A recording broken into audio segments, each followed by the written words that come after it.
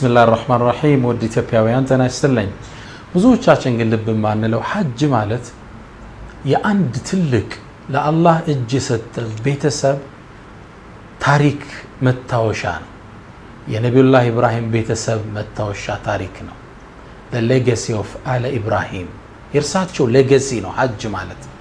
ሐጅ ከሚደረግበት እንደገባን ከምንጠውፈው እስከ ካዕባ ማን ገነባው? መጀመሪያ የገነቡት መላእክቶች ነበር። ከመላእክቶቹ በኋላ ካዕባ ፈረሰ በተለያዩ ምክንያቶች። አላህ ነቢዩላህ ኢብራሂምንና ልጃቸውን እስማኤል ካዕባን ገንቡ አላቸው። መላእክቶች በጣሉት መሰረት ላይ ገንቡ አላቸው። አላህ ቁርአን ላይ ያወሳል ወኢዝ የርፈዑ ኢብራሂሙ ቀዋዒደ ሚነል በይት ወኢስማኤሉ። እስማኤልና ኢብራሂምም የካዕባን ምሰሶ ባወጡ ጊዜ የነበረውን ክስተት ለኡመቶች ሐውሳ ይላቸዋል ለነቢዩ መሐመድ ሰለላሁ ዐለይሂ ወሰለም።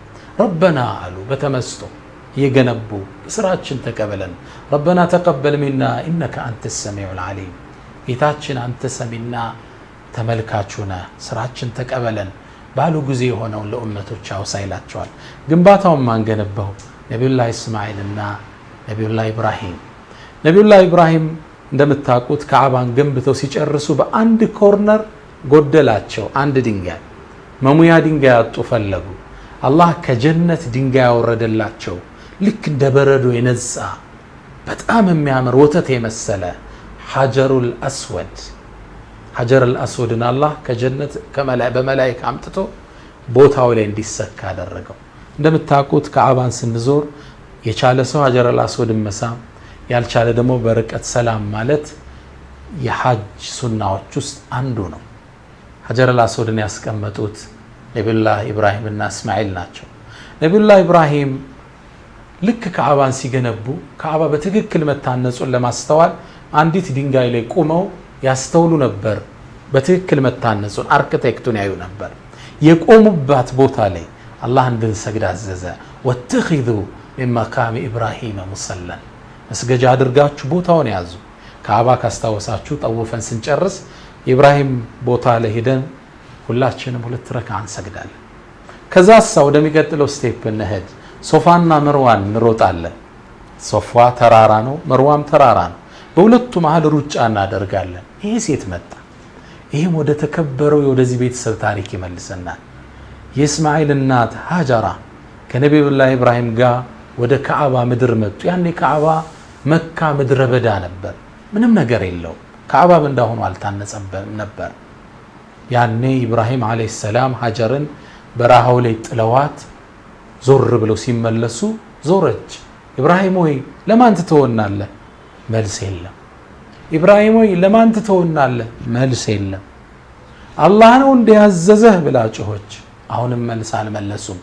ባንገታቸው ብቻ ነዓም አዋሏት። ሀጀር የቂኗን እርግጠኝነቷን በአላህ ላይ የሚያሳይ ነገር ተናገረች። ኢዘን ለን ዩضيعنا፣ እንዲህ ከሆነማ አላህ አይተወንም። ሀጀር እዛ ቁጭ አለች። ኢብራሂም ጥሏቸው ሄደ። ምድረ በዳ ነው፣ ከባድ ፀሐይ ያለበት፣ አፈር አቧራ ያለበት ነው፣ ውሃ የለ፣ ዛፍ የለ። ግን አላህ አይጥለንም አለች። ትንሽ ቆይታ የያዘችው ምግብ አለቀ፣ ውሃው አለቀ። ምን ታድርግ? ውሃ ፍለጋ መሮጥ አለባት። ተነሳችና ሶፋ ተራራ ላይ አንዴ ትወጣለች። የለም ሰው የለ፣ ምንም ነገር የለ። ተመልሳ ትወርዳለች፣ መርዋ ላይ ትወጣለች። አሁንም የለ። ተመላለሰች፣ ሶፋ መርዋ፣ ሶፋ። መጨረሻ ላይ እንደቆመች ከርቀት ልጇ ጥግ አንድ ሰው ቁሞ አየች። ልጅ የምነካው ሩጣ ስትመጣ አላህ ጅብሪልን አለይሂ ሰላም ልኳታል። ማነሽ አንቺ አላት። እኔማ የኢብራሂም የልጁ እናት ነኝ አለች። ሀጀር ነኝ አላለችም። ምክንያቱም ኢብራሂምን የሰማይ ነዋሪያን ሁሉ ያውቀዋል። ራሷን በታወቀው ሰው አስተዋወቀች። እኔ የኢብራሂም የልጁ እናት ነኝ አለች። ለማን ተዋችሁ እዚህ ጋር?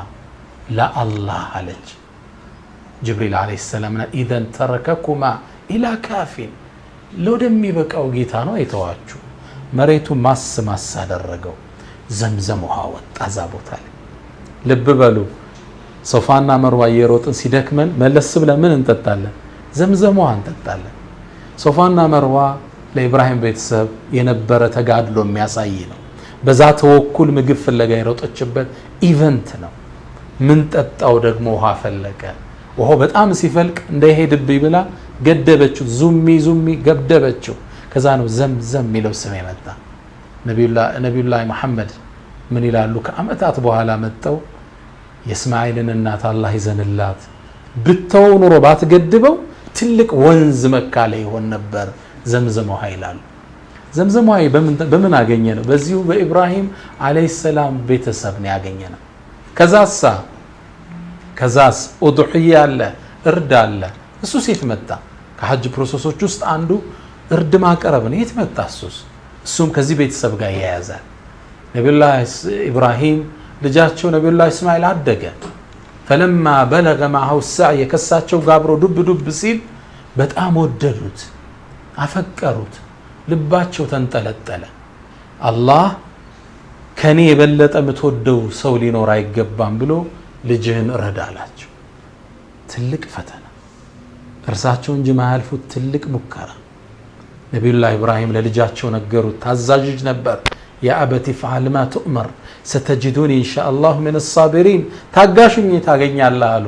ነቢዩላህ እስማኤል አጋደሟቸው። ሱብሃንአላህ፣ ክስተቱን አላህ ቁርአን በሚያምር ሁኔታ ነው የገለጸው። ፈለማ አስለማ እጅን በሰጡ ጊዜ ወተለሁ ሊልጀቢን እንዲደፏቸው ልጁን እንዲያየ ማረድ አባት ነው ከብዷቸዋል። ልጅህን አይኑን እያየ እንዴት ታርደዋለህ? ደፉት ፊቱን። ቢላውን ማሳረፍ ሲፈልጉ አላህ ወፈደይናሁ ቢذብሕን ዐዚም በትልቅ ሙክትኛ ተካንለት ይላል። እርድ የተገኘ የዚህ አባትና የታዛዡ ልጅ ተጋድሎን የሚጠቁም ክስተት ነው። ይሄን እርድ ሊያደርጉ ሲሄዱ መንገድ ላይ አጀንዳ የሚያስጥል ሸይጣን ነበር። ምንም ይላቸው፣ እንዴት ልጅህን ታርዳለህ? ለሀጀር ይመጣል ልጅሽ ዝም ብሎ ይታረዳል? እንዲያሳድገሽ ለእስማኤል ይመጣበታል፣ እንዴት ሲያርድ ዝም ብለህ ታያለህ? ሁሉንም የሸይጣኑ ሶሳ በጠጠር እየወረወሩ መለሱት። ጠጠር ውርዋሩ የመጣው ለሸይጣኑ ስዋሰው አልቀበልም ያለ ቤተሰብ መታወሻ ለገሲ ልክ ስንወረውር ሸይጣንን አንሰማህም፣ ከሐጅ በኋላ ሪባ አታስበላኝም፣ ከሐጅ በኋላ ዚና አታሰራኝም፣ ከሐጅ በኋላ ወላጆቼን አላምፅም፣ ከሐጅ በኋላ ባለቤቴን አልበድልም ማለት ነው ቋንቋ። ይህ ሁሉ መታዩት ፉል ፕሮሰስ የአንድ ታሪካዊ ቤተሰብ መገለጫ ነው። ወአዚም ፊናስ አላህ ምን አላቸው? ኢብራሂም ሆይ ወደ ሰው ልጆች ተጣራ፣ ወደ ሐጅ ይምጡ አለ። ጌታ ያለ ኢብራሂም አለይሂ ሰላም የኔ ድምጽ ይደርስ ወደ ሰው ልጆች ይደርሳል። አላህ ምን አላቸው? ኢብራሂም ካንተ የሚጠበቀው መጣራት ነው፣ ማድረስ የኛ ኃላፊነት ነው አለ አላህ። ኢብራሂም ተጣሩ፣ ለዓለም ድምጻቸው ተስተጋባ። ቤቷንም እንዲያጸዱት ታዘዙ። ወጠሂር በይቲየ ሊጣኢፊነ ወልዓኪፊነ ወሩክዕ ስጁድ፣ ጠዋፍ ለሚያደርጉት ለሚሰግዱት ካዕባን ከሁሉም ነገር አጽዳ ተባሉ። የዚህ ትልቅ ቤተሰብ መታወሻ ነው ሐጅ ማለት ነው። ከእስልምና ምሰሶዎች ውስጥ አንዱ ነው ሐጅ ማድረግ። ሊመን እስተጣዐ ኢለይሂ ሰቢላ፣ ችሎታው ላለው አቅሙ ላለው ሰው የገንዘብ የጤንነት የጊዜ ተጨባጩ ለተመቻቸለት ሰው ማድረግ ከእስልምና ምሰሶዎች ውስጥ አንዱ ነው ሐጅ። ነገር ግን ቁርጥ ንያ ኑሮን የቀረን ሰዎች አላህ ዘንድ አጅሩን እንደማናጣው ላስታውሳችሁ እወዳለሁ። በእስልምና አቋም ኢነመል አዕማሉ ቢንኒያት፣ ስራዎቹ የሚመዘኑት በመተግበራቸው ብቻ ሳይሆን ለመተግበር በነበረን ቁርጥ ንያ ነው የሚታየው። ወሊኩል እምርኢን ማ ነዋ፣ ለእያንዳንዱ ሰው የነያው ነገር አለው። አደርጋለሁ ብሎ ባይሳካለት አላህ አጅሩን ይሰጠዋል። ነይቶ በተለያየ ምክንያት ባይሳካለት አላህ ሙሉ ምንዳውን ይከፍለዋል። ነቢይ መሐመድ ሰለላሁ ዐለይሂ ወሰለም በአንድ ጦርነት ላይ ከሰሃቦቹ ጋር ወጥተው እያሉ ከጦርነቱ ሲመለሱ አድካሚ ጦርነት ነበር። መንገዱ ረዥም ነበር። ፀሐዩ ከባድ ነበር። ታዲያ ወደ ጓደኞቻቸው ዞር አሉና ቅድም ያልኳችሁን ሐሳብ አሰረጹባቸው። ኢነ ፊል መዲነቲ አቅዋመን፣ መዲና ላይ እኮ የቀሩ ሰዎች አሉ፣ ሰሃቦች አሉ። ማሲርቱም መሲረን ወላ ቀጠዕቱም ዋዲየን፣ ምንም አይነት መንገድን አትሄዱም፣ ምንም አይነት ዋሻን አቋርጣችሁ አታልፉም፣ ጋራ ሸንተረር አትወርዱም፣ ኢላ ሻረኩኩም ፊል አጅር፣ በአጅር የተጋሯችሁ ቢሆን እንጂ አሉ። ለምን ሐበሰሁም ልዑዝር አሉ ነቢይ መሐመድ ሰለላሁ ዐለይሂ ወሰለም። ምክንያቱም ችግር ነው ከዚህ ጉዞ ያስቀራቸው። ንያ ነበራቸው፣ ፍላጎት ነበራቸው፣ ዝግጅት ነበራቸው። ነገር ግን አብረው እንዳይወጡ የተለያዩ ምክንያቶች ሸሪዓው ምክንያት ያላቸው ነገሮች አስቀሯቸው። በዚህ ከናንተ ጋር እኩል አጅር ያገኛሉ አሉ ነቢ መሐመድ ሰለላሁ ዐለይሂ ወሰለም። ይህ እስልምና አቋም ነው። የእስልምና ትልቁ ኒዕማው በሰራ ነው ብቻ ሳይሆን ባቀድነው ልክ በነያ ነው ልክ የሚከፍለን ውብ ዲንን አላህ ሰጥቶናል። አልሐምዱሊላህ ረብል ዓለሚን። ኢቭን አንዳንዴ ለአንዳንድ ሰው ከስራው በላይ ንያው የተሻለ ነገር ለርሱ ነው። ንየቱል መርኢ ኸይሩን ሚን ዐመሊህ ይላሉ ቀደምቶቹ። የአንዳንድ ሰዎች ንያ ከስራቸው በላይ ዋጋ አለው። ለምን መሰላችሁ? አንድ ሰው ሲሰራ ስራው ውስጥ ሊያጎል ይችላል፣ የተሟላ አጅር ላይ ያገኝ ይችላል። ንያ ግን ነይቷል፣ ሙሉ ፓኬጅ ነው የሚሰጠው፣ ሙሉ አጅር ነው የሚሰጠው። ምናልባት ቢተገብረው እኮ አንዳንድ ነገር ሊያጎል ይችላል።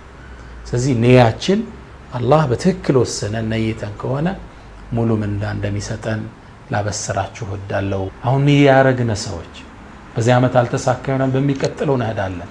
ወደ ሐጅ ስናስብ ይሄን ምስል አእምሯችን ላይ መከሰት አለብን። የታላቁ ኢብራሂም ቤተሰብ ለዲን ያደርጉት ተጋድሎ ለገሲያቸው ነው፣ ታሪካቸው። እነርሱን ሆነን ለመምጣት የምናደርገው ጉዞ ወደ ሐጅ ስናስብ የኢብራሂም ቤተሰብ ምስል እንከስት፣ ሸሪዓ ህግጋቶችን እንወቅ፣ አፉታን ጠይቅ፣ እዳችንን እንክፈል፣ የቤተሰቦችን ሸፈን።